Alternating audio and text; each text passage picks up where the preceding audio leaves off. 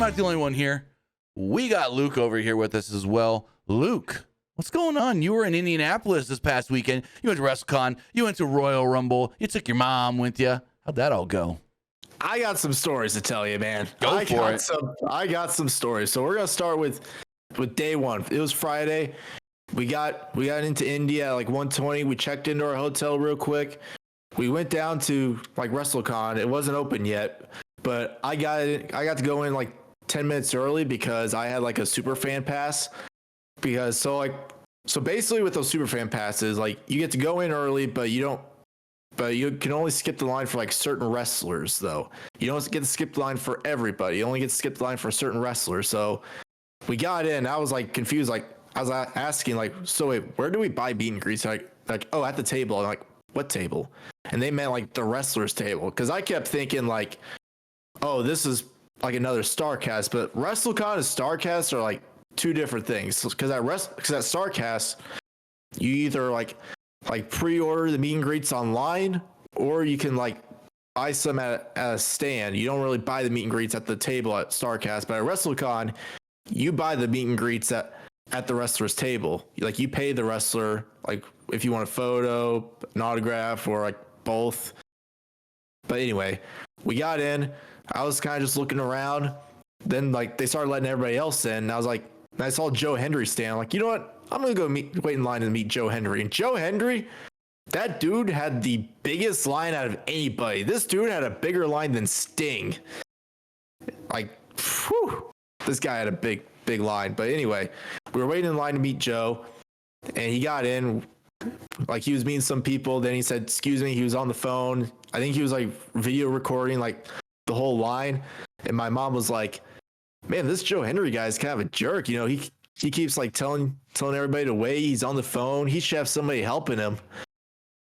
Which I don't think it was really Joe's fault. I think it was just more so that like Joe probably didn't expect to have that big of a line, Right? In my opinion.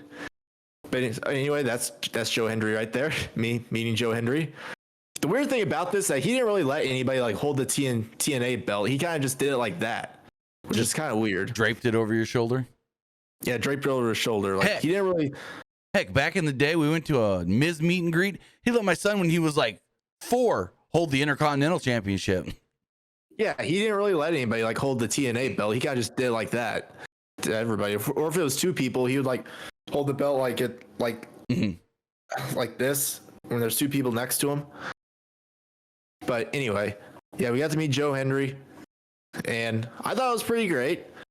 I think the next day, Joe Hendry finally had someone helping him, like paying them, like having someone like handle the money and everything. So that was good. But anyway, after Joe Hendry, I think we were looking around a little bit, got something from the shop. After that, I paid $20 to meet Colt Cabana. And I think Colt recognized my name because I used to play Fortnite and Fall Guys with him back in the day, and we were talking for a good 5 minutes and stuff. And yeah, Colt was a really nice guy. My mom was like, "Geez, he recognized you?" And I like told her everything. Yeah, I used to play like Fortnite and Fall Guys with him back in the day when Fall Guys was really popular. Very cool. And then after that,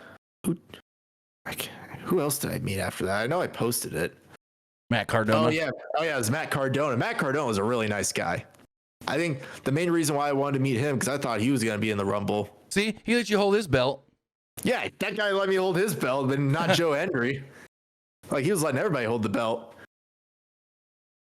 But yeah, Matt Cardona was a really nice guy. I think it was $40. I gave him a 50. I was like, "Do you have change by chance?" He's like, "Yes, I do have change."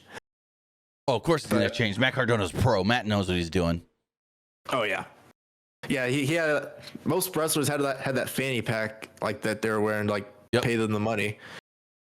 And I think after that, I think we're just looking around a little bit, and then I think that's where we went to the Superstore, like the Royal Rumble Superstore. I think we were having trouble with directions at first because like the first day we were just having trouble with directions. We didn't really know how to get to places. Then we finally figured it out. The line to get in was a little long, but it flew by quick, so that was easy. So then, yeah, we got some stuff from the Superstore, they had like those blue Royal Rumble jerseys that I thought were pretty sweet, but at the end of the day, I just didn't want to pay $100 for a jersey that I was probably going to wear only at the Rumble. Makes sense. And what the cool thing about that is you can get you can get your name on the back of those at the Rumble. And you can pay like an extra like $10 or $20 just to put your name on the back of those. Oh, they were customizing them there? Yeah. That's cool. That's really cool. That's something that I didn't realize that they do at the superstores. I didn't know that either. I thought that was pretty cool. They were like customizing them there. Wow. And then next to the superstore, that's where they're doing like the meet and greets. We saw Miz like sign some things for fans. Someone brought like a Miz cardboard cutout for him to sign. Like I thought, I was like, what in the world? Yeah. So at the superstore WWE, did you see Big E and Tyler Breeze there? Yes, I took a video of it. So they were live on the Fanatics like YouTube or something like that. They're doing a charity auction. Yeah, they're bringing so what they were doing is the first 2 days there, Friday and Saturday, they had wrestlers, or I think it was just Friday. They had wrestlers coming in signing a bunch of stuff, opening card packs and then signing things that on Sunday they were auctioning off. Yeah, so yeah, we saw that. I then took a video. I think I posted on Twitter, did I not? Of that Big E and Tyler Breeze. Not that I see. Oh, I thought I did. Huh. Let me see. You might have just sent it to me then. Let me double check. I could pull it up while you keep going. But anyway, after the superstar, I think we just went back to our hotel, relaxed a little bit, got dinner. Then after dinner, we went back to the bar at the hotel to get some drinks. And then we were seeing some wrestlers walking by. We saw Matt Cardona. There was the people next to us going, "Yo, Matt, let me buy you a drink." And he's like, I don't know. I'll maybe later. Then Matt left. Then we saw Hacksaw Jim Duggan, Honky Tonk Man, and The Godfather just casually talking to each other next to the bar. And that's where I took that picture and sent it to you. Mm. And you thought The Godfather's wearing like Sonic the Hedgehog shoes. Oh, let me pull it up. You can pull it up real quick and see if they actually are. Yeah. Let me see. Open a new tab. I can zoom in on it. See, they look like Sonic the Hedgehog shoes. Because look, watch. Sonic. Look at this. Those are Sonic shoes. Red with the white stripe. I mean, he doesn't have the gold clip, but then when you look at him, red with the big white stripe. He's wearing Sonic the Hedgehog shoes. Yeah, I can see it now. I thought you meant like just Sonic shoes with like Sonic's face on them. No. Like Sonic shoes. Oh, now I see it. I can definitely see it now. Then yeah. After they were done talking, I think there was someone sitting at a table next to us. Like they started walking up to the Godfather, claiming that was his uncle. But I don't know. Anyway, I think once they left, the bartender was like, "Man, you need to be stronger, man. Have more confidence. Go up there and get a picture if you really want one." And I was like, "Yeah, but this is like their own time. So I like to respect their privacy." And she's like, "I respect you for that." And I think that was it for like that moment. Then after that, my mom was going up back to the hotel, getting ready for bed. And then after that, that's where I was going to the Matt Hardy podcast. So Matt Hardy had like a live like podcast show that he was doing in front of fans. And before that podcast started, I think his co-host, I can't remember. I know you sent me his name. John Alba. Yeah, John Alba. He was like talking to the audience, and I raised my hand to ask him a question. And he was like, "You don't need to raise your hand." And I was like, "All right." I asked him what was his least favorite Rumble ever, and he said probably 2022. And I told him, I was like, I was at that Rumble, and he goes, "I am terribly sorry." Like, what was your least favorite Rumble? Let me ask you that. Mine? Yeah, what was yours? My least favorite Rumble. I mean, it doesn't have to be like the actual like Royal Rumble like match, like pay-per-view ever. I mean, everyone's gonna say 2021 because wasn't that the COVID Rumble in the Thunderdome? That wasn't horrible. That wasn't horrible. I mean, if I'm talking about like a Rumble that I didn't care about, 2017 wasn't all that great. I said 2011. That was the 40-man Rumble where Alberto Del Rio won. Yeah, there you go. That was pretty. I also said 2016, but he was like, "Yeah, but that one wasn't bad because Triple H won. We all kind of expected that one." That was the one where they put the title on the line. Yeah. So, some people were saying 1999 because that's where Vince won. I can see why people don't like it. I actually like that Rumble. That was the one where like Vince won, but he was putting all those bounties against Steve Austin. Yeah, that one I actually liked. So I can't say I didn't like that one. But everyone kept saying 2022 because that was the one Brock won. 22. Oh yeah. Yeah, that one was pretty bad. But anyway, the live show was pretty fun. I enjoyed it. I did not stay for the Jeff Hardy live concert because Jeff Hardy was doing a live concert after that podcast show. I did not stay for that because it was already like 12:30 and I was ready for bed. So then day 2, that was Saturday. Saturday morning, there was a super fan breakfast where like you can like have breakfast with a bunch of like wrestlers. They'd have so how that worked was there was 2 rooms. I was in a room where. So each room, like you sat at a table and there was like one wrestler sitting at your table eating breakfast with you. It was like me, my mom, and 4 or 5 other people and one wrestler. So in the room, we had Honky Tonk Man, Ted DiBiase, the Godfather. His table was right next to us, and Honky Tonk Man was right next to us as well. As you can see, we got Victoria. Very cool. Which Victoria. God bless her, man. I got nothing but good things to say about her. She is a super nice human being. I think the way I want to describe it is like she's someone who's just trying to like make the best out of everything. Oh, that's how I want to describe it. I've heard she's like one of the nicest people you could meet. Just super genuine and just down to earth, cool, and no drama, no nothing. Then she was like telling us like, yeah, she's like, I'm from San Diego, but I don't live in the fancy areas. I live downtown. Then she's like, yeah, I'll occasionally see a bunch of homeless people walking by my apartment. Oh yeah, there's a lot in San Diego. Trust me. So then at the end of breakfast, like she was giving everybody like, here's like my booking information. I don't have an OnlyFans because I signed up for it, didn't know what I was getting into. Next thing you know, I get a fan messaging me for feet pics. Then my mom started dying of laughter. Then like, yeah, Victoria, super nice human being. I don't know her outside WWE name. I think it's like Lisa Marie Vaughn. Yeah, Lisa Marie Vaughn is her real name, and then in TNA she wrestled under the name, I want to say Tara. But if your mom wants more Victoria content, her, Mickey James, and SoCal Val got a podcast. Yeah, they got a woman. They talk about women's wrestling and all kinds of stuff, and yeah, really cool, really good podcast. So then after breakfast, we were in line to meet John Moxley. I was the first person in line. We were supposed to meet him at 10 o'clock, but Moxley and Renee were like 20 minutes late. And the guy there, the guy there was getting all mad. That was the guy actually like running the whole like WrestleCon. I can't remember his name, but I actually met the guy running the whole event, and I was like, nice. Wait, are you? So I was like, so are you the guy like running the email and the Instagram and Twitter? And he's like, yeah. I was like, oh, I messaged you. Like, I think I emailed you like a few months ago asking for media passes, asking about media passes. And he's like, oh. Then he explained to me why they don't hand out media passes anymore. Gotcha. He said it was mainly because, well, everybody likes to act like they're media nowadays. I'm just going to say this right now. I'm not going to go into context or anything. Don't get me started about people thinking they're media and then acting like super fans in the freaking media booth, and not booth, but like the media suite over Rumble weekend. Don't get me started on shit that I heard and saw. People fucking going in there saying I'm media and then acting like fans with certain people coming out in the Rumble. Don't get me started on that one. Unprofessional.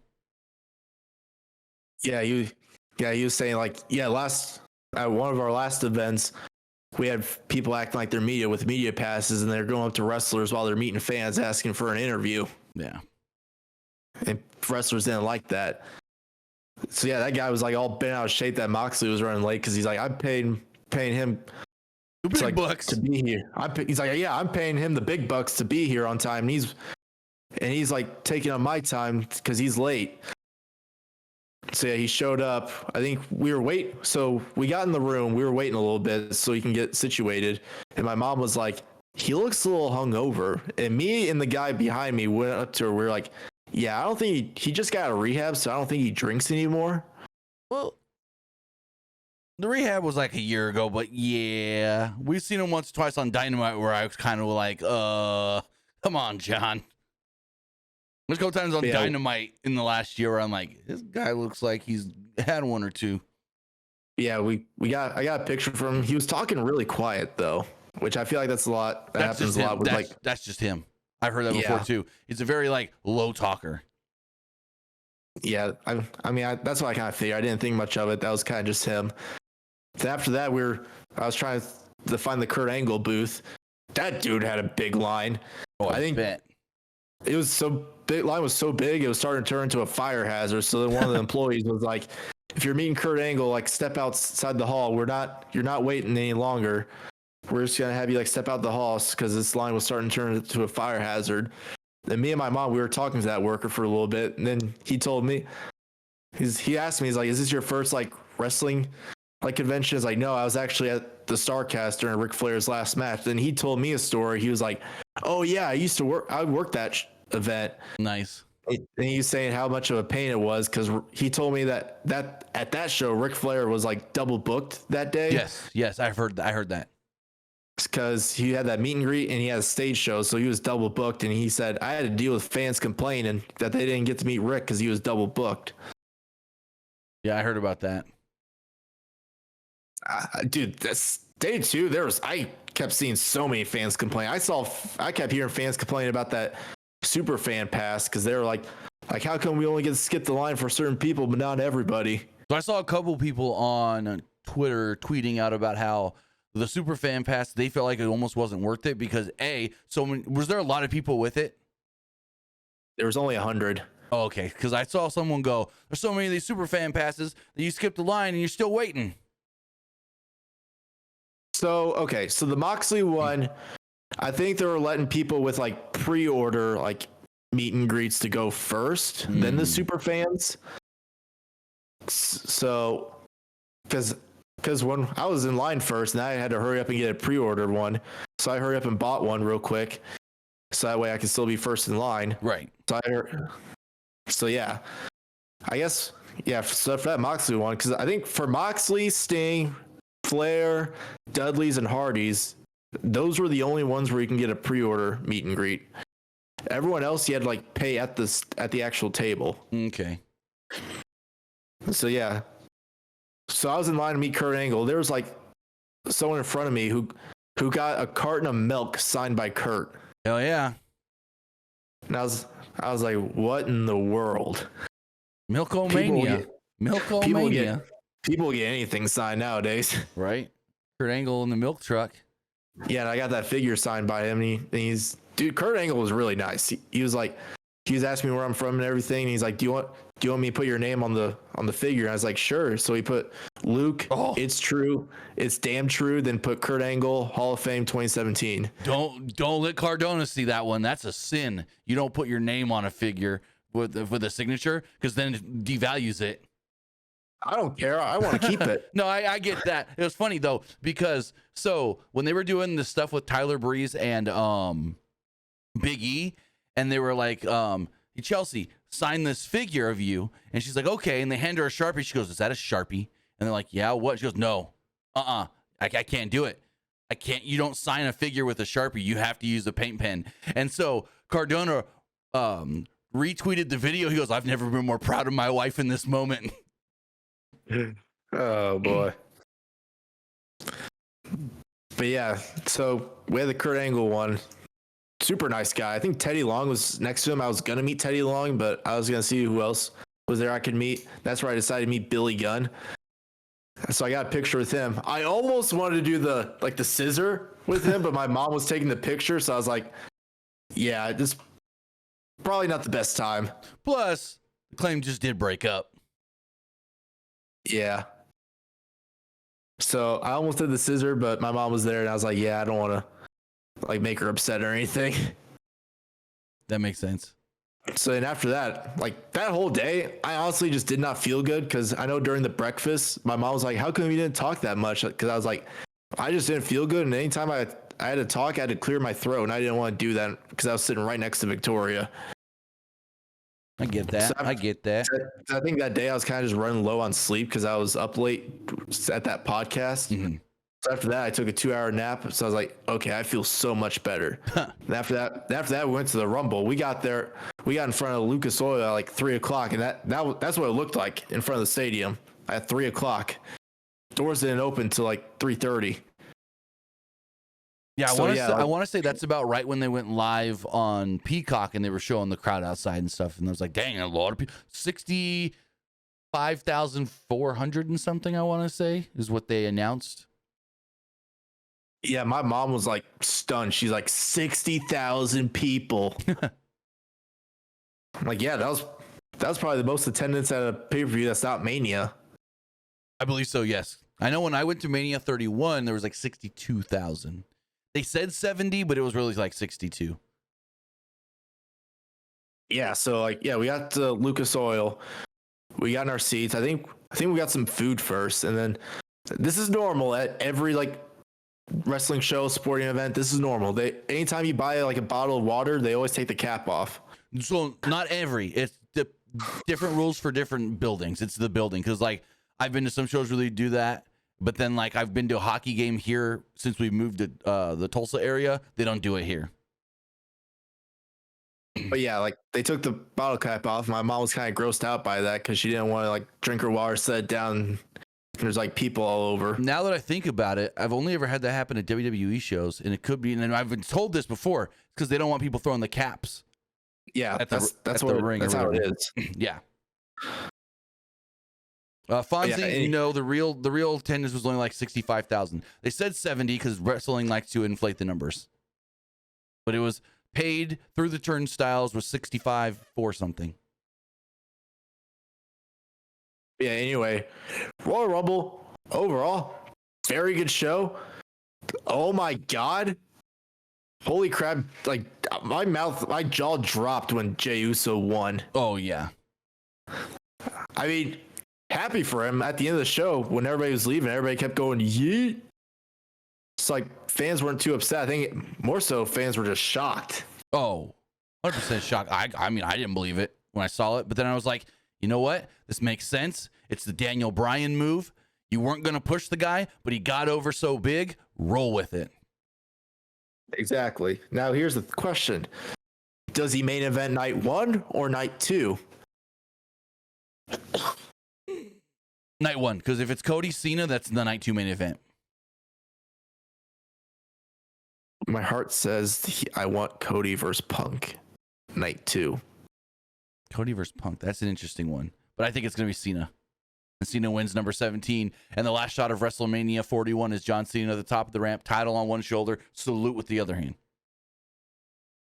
That's my prediction. Yeah, overall, Royal Rumble's pretty good. I think my mom is now a Jey Uso fan because at the end of the show, she kept doing the "Oh Lord." And then on the car ride back home, she's like, so what was Jey Uso's theme song? And I was like, all right, let me play it real quick. So I was playing it. Then while it was going, she kept going like, and I was like, I swear I gotta get you a Jey Uso t-shirt one of these days. Yeet. Yeah, she kept saying yeet. That's funny. Yeah, but yeah, like she was stunned. She was like, that many people, and people really get into it. That Friday, there was a fan at WrestleCon who wore like clown makeup, and he had a t-shirt that said, I shaved my balls for this. Oh Lord. Like, I mean, and my mom, this thing, wrestling fans can get weird. It gets a little weird. Yeah. But yeah, overall, very good show. The Superstore was pretty cool. I thought that was like really cool. I was gonna try and get a meet and greet with Drew McIntyre, but that thing was sold out. Note to self: if you're gonna do one of those at like a big premium live event, you gotta pre-order those because those things sell out quick. Oh yeah, that's for sure. Yeah, overall, got some cool merch. Got the John Cena Farewell Indiana tour tour shirt. That big old horseshoe on it.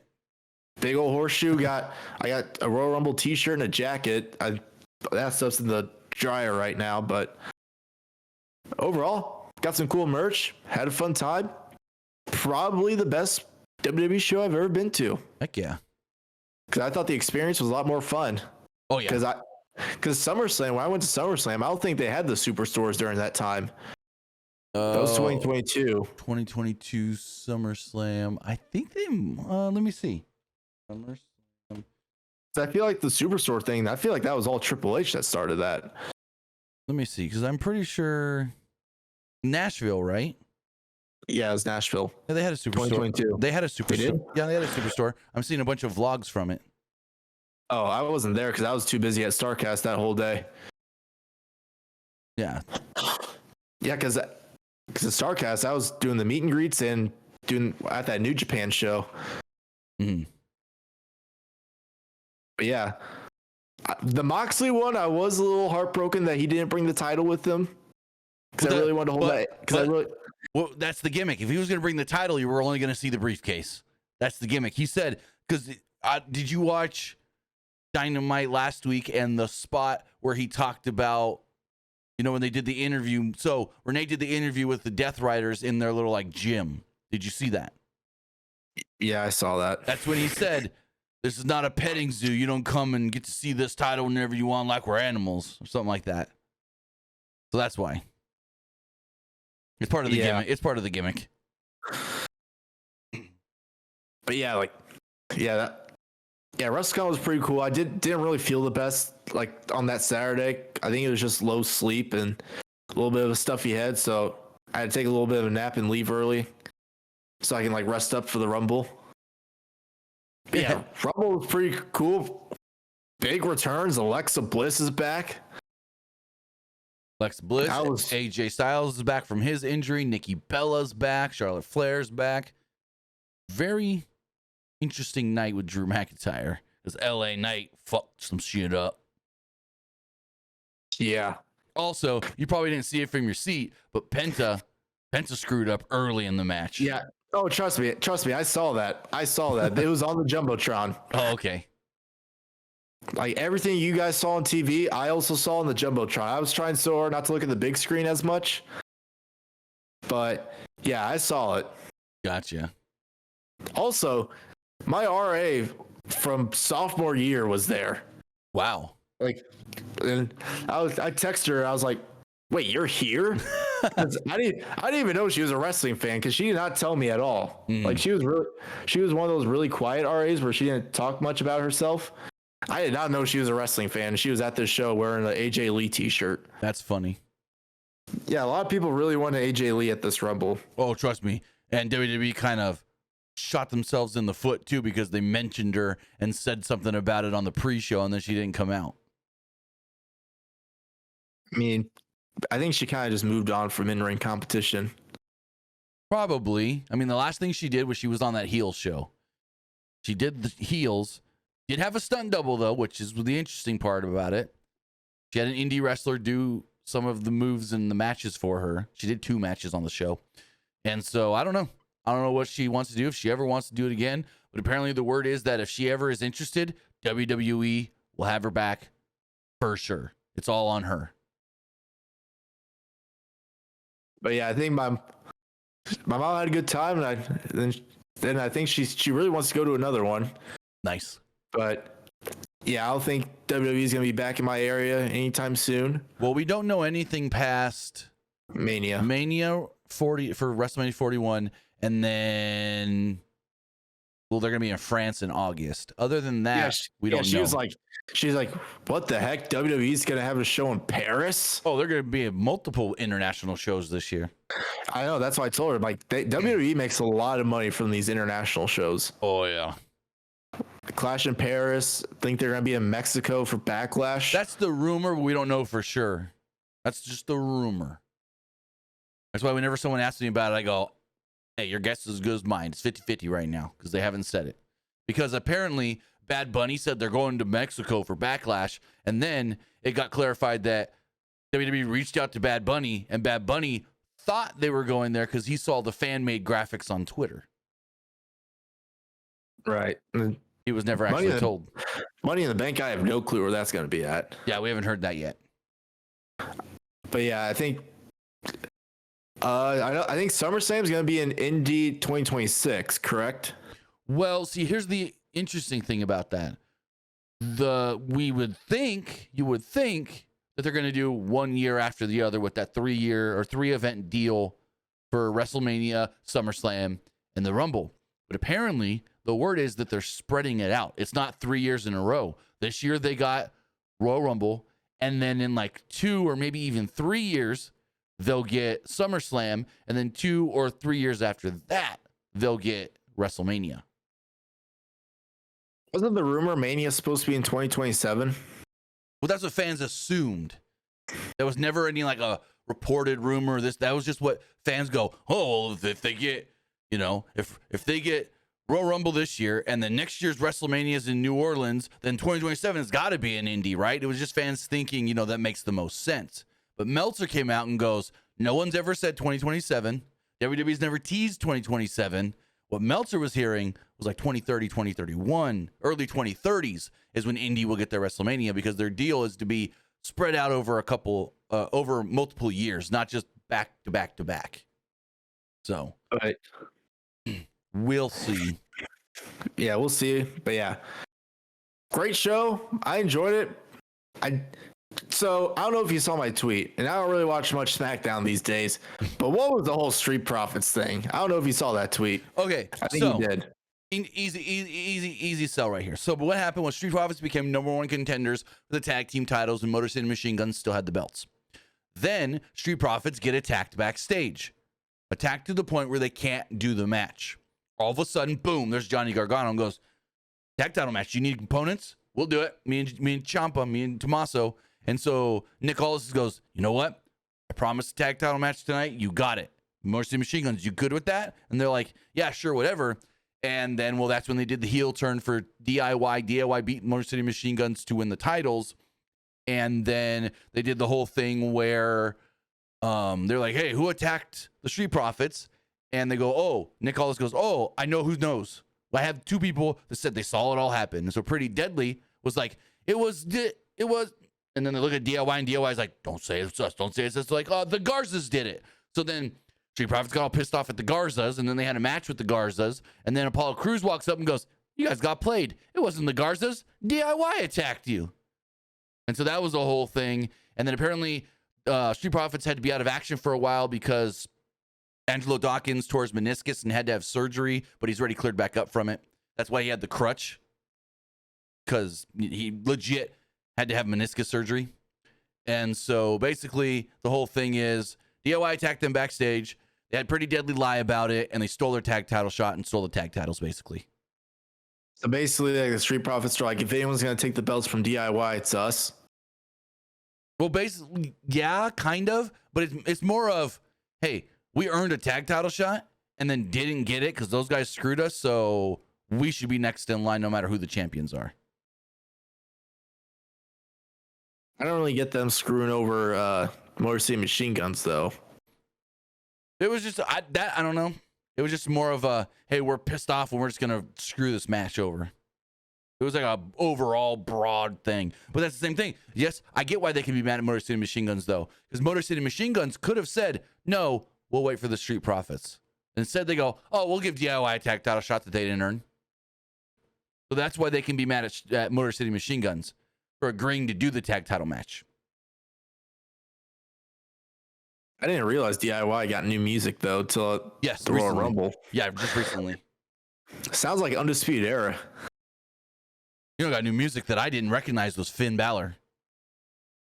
What do you mean? Finn, like the new Judgment Day? Yeah, I hadn't heard that music before, and Finn comes out, and I'm like, who is this? And all I saw was like it sounded like a kind of like a hip hop kind of thing, and I saw like the Titantron video was black and white or like silver and white or whatever, and I'm like, Trick Williams, that's those Trick colors. That's kind of like Trick's entrance video, and then it was just Finn. Just think if Trick Williams came out and they did the whoop that trick in that building. Yeah, that's a Judgment Day's new theme. Gotcha. Yeah, I don't pay attention that often during entrances when I'm watching Raw and SmackDown. But other podcasts said the same thing, that it really sounded like a lot of people in that building did not know people's theme, especially on the women's side. And so that's why there was some of the like lackluster reactions. Yeah, I mean, there was some. I knew most of them. I think the Alexa Bliss one I didn't know until I saw Alexa Bliss's. You don't Like, know name on it. Alexa? No, the one they played was the one where she was teaming with the Fiend. No, they played her regular theme. No, that's like a dark version that they had for her when she was with the Fiend. Oh no, I heard the regular theme come off the TV, so to me it sounded like the regular theme, but I don't know. I could be wrong. Yeah, you gotta rewatch the video. Sure. But I heard it and immediately knew it was Alexa Bliss without even. I was like, literally, I had it on this third screen over here. I was over here sending out a tweet, and I wasn't even looking, and I'm like, oh, Alexa Bliss is back. My son's like, oh, that's cool. He didn't even know she was gone. He was like, he doesn't keep up or watch every week, but like when I got a podcast on talking about wrestling, or like he'll come into my room sometimes and like catch a match or something, but he's like, oh, I didn't even know she was gone. What happened? I was like, she had a kid. Yeah, so yeah, Alexa Bliss is back. We saw Jordan Grace, which I thought was pretty cool.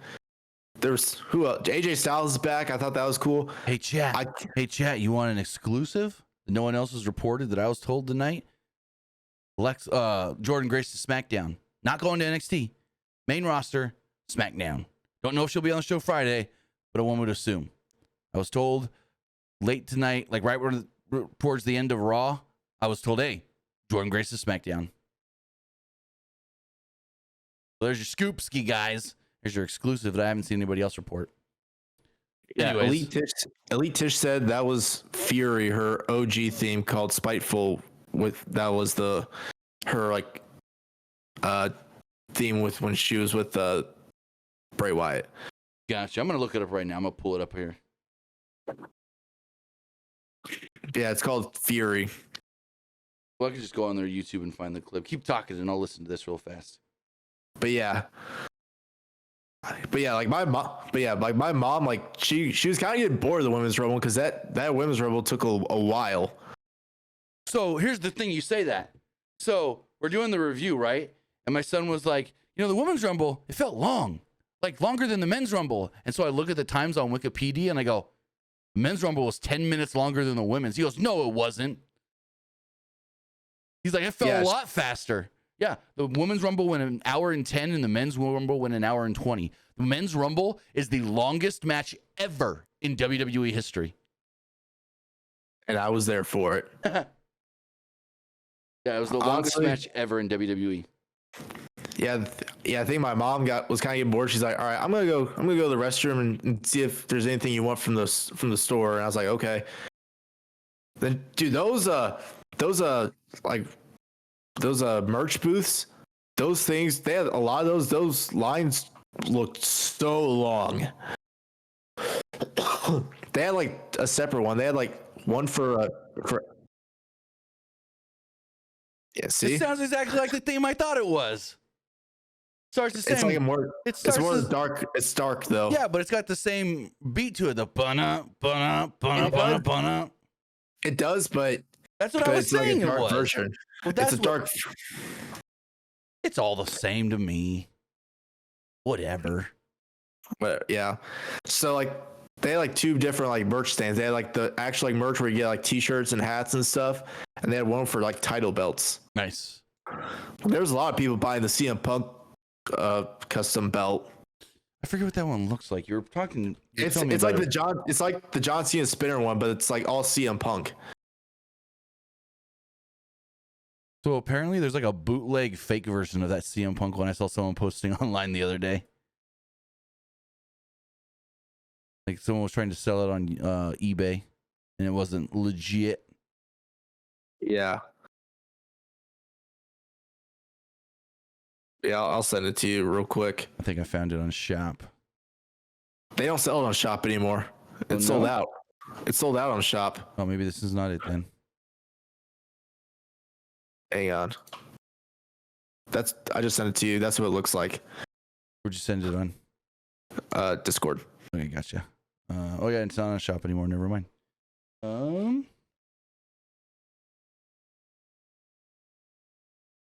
Why won't Discord show me the message? Yeah, that's the one I thought it was. Yeah, that's it. Yeah, that belt looks beautiful. Like, I don't care what anyone says, that belt is a beauty. Yeah, it spins and everything. Right. But yeah, I'm gonna wrap this up real quick because we're like almost an hour of me talking about Royal Rumble. Hey, whatever works. But yeah, like overall, Rumble was pretty good. I enjoyed it. Did not expect Jey Uso to win. Was pretty pissed off that Logan Paul eliminated Punk because I really wanted Punk to win. What about Roman Reigns getting killed by Seth Rollins? Double foot stomp by accident. Or double curb stomp. And he flipped off Paul Heyman. Yeah, well, it looks like Seth slipped when he went to do the curb stomp on the floor, and both feet landed on freaking Roman. I'm just saying, Roman's probably got a concussion. I thought Finn Balor got killed. Like, did you notice when Cena gave the AA to like Finn Balor to eliminate him? Yeah. And Braun got really pissed off because I think Braun was supposed to catch him, but he accidentally like, dropped him. I think I know what you're talking about. Yeah. And I watched that. I was like, holy crap! I think John just killed Finn. I mean, Braun Breaker killed ISO Speed. Yeah, but like, I think that was kind of a botch though, because I think John Cena was supposed to like AA on top of Braun. I think so. I think Braun accidentally like, dropped him, and I saw Braun getting all pissed off. Well, I mean, Drew McIntyre got pissed off at LA Knight because LA Knight screwed some stuff up. Did you hear exactly how that went down? What exactly happened? So, for everyone that don't know the news, the way Drew McIntyre was eliminated was not exactly the way it was supposed to go. So apparently, LA Knight was doing some stuff in the ring and kept like trying to get himself over is what is being reported. And like, so he had a spot with Roman Reigns that didn't quite go right and it went a little long, and then he like pandered and posed and this and that. And so then it made other things have to not go right, because it's like there are certain spots in the Rumble. Everyone's got their agenda. Hey, you're going to fight this guy in the corner over here while these guys do this in front of the camera. Then there's going to be this where the camera's going to focus on this. And everyone knows what the main key spots are as far as what the camera's got to focus on. And so there was a spot with Roman and LA Knight that ended up going longer than it was supposed to, and the camera had to stay on it. And so that all got messed up. And before Logan's music hit, Drew was already supposed to be eliminated before Logan came out. Well, Logan, his music hits, he comes down to the ring, and it's another minute before Drew gets eliminated. What was supposed to happen was Drew, Priest, and Jey Uso were all supposed to be fighting, and Drew was supposed to be trying to throw Jey over, like pushing him on the ropes, lifting him up, however he was going to do it. And then Damian Priest was supposed to come up from behind, grab Drew, and dump him over the top rope. Well, instead what happened was they were trying to get to the ropes. LA Knight was doing some stuff with Logan Paul, backed up into them, and they all kind of like bumped into each other, and Priest just ended up pushing Drew over the top rope. And that's supposed to lead to Drew and Priest potentially at WrestleMania. And so Drew's all pissed off because it almost felt like a nothing elimination. So why should he be mad at Damian Priest and want to match with Damian Priest and start the program, this, that? So yeah, that's the whole thing. Apparently he was yelling and screaming and cursing backstage saying, well, this guy had to get his shit in. And then he was so mad that he left before the Rumble match even ended. Yeah. Yeah. And I then, saw, according to Fightful, other wrestlers basically confirmed, yeah, LA Knight screwed some stuff up.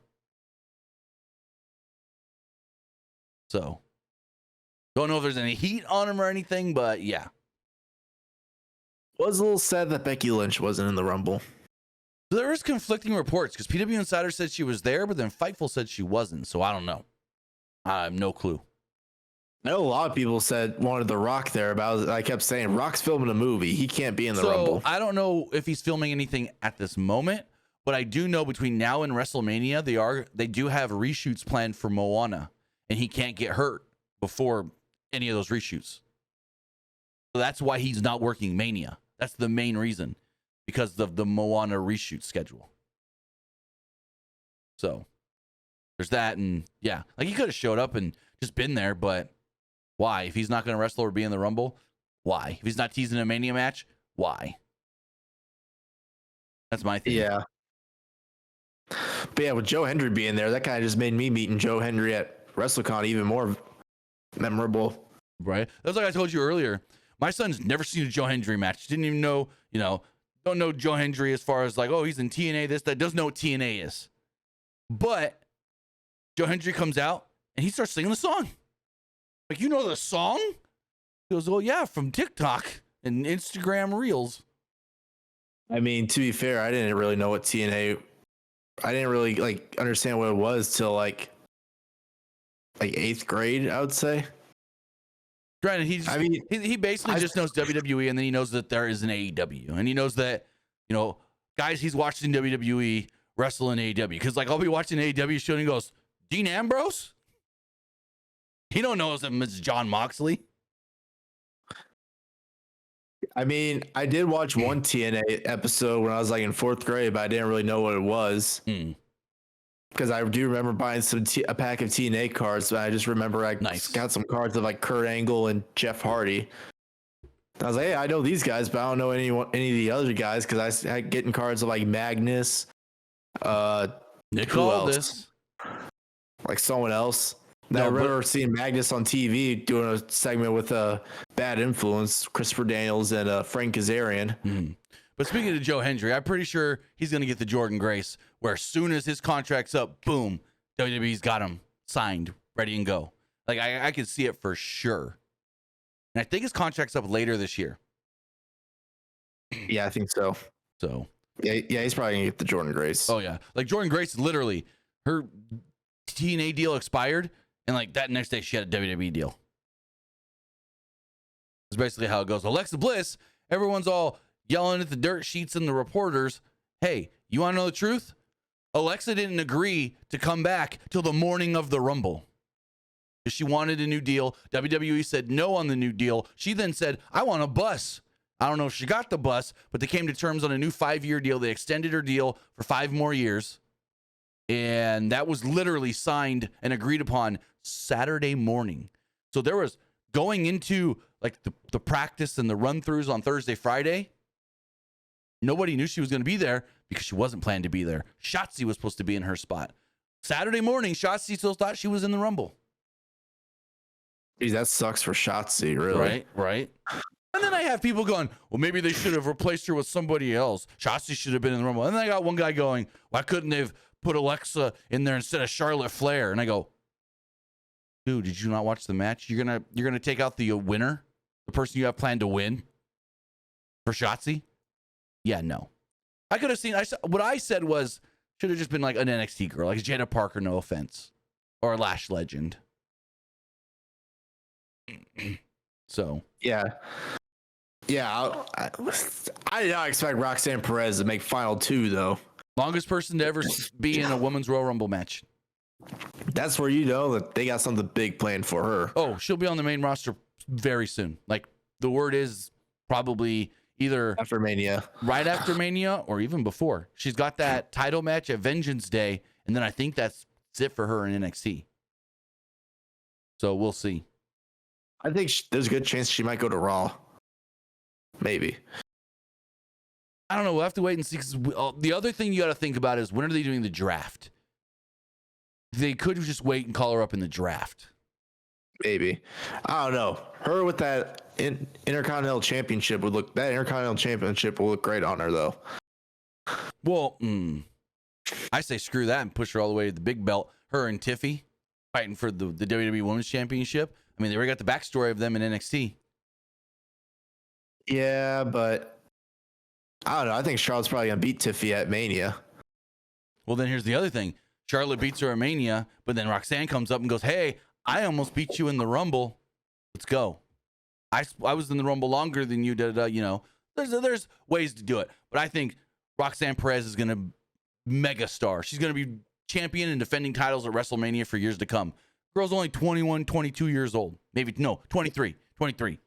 She's got at least 15 more years she can go. Because now these women are not retiring at 30 or in their early 30s. They're going till their late 30s, early 40s now. Because like when like Trish and Lita and all them, They were in what their how old was Trish when she retired? Trish was back in like the 90s and early 2000s. These women were retiring early.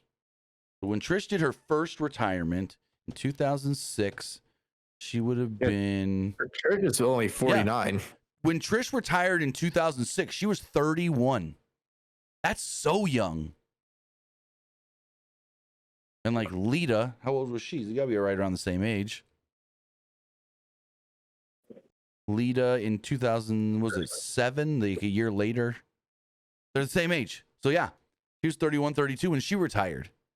So it's like, if Roxanne just wants to go, she'd go for a long time. Like Charlotte's in her mid to late 30s.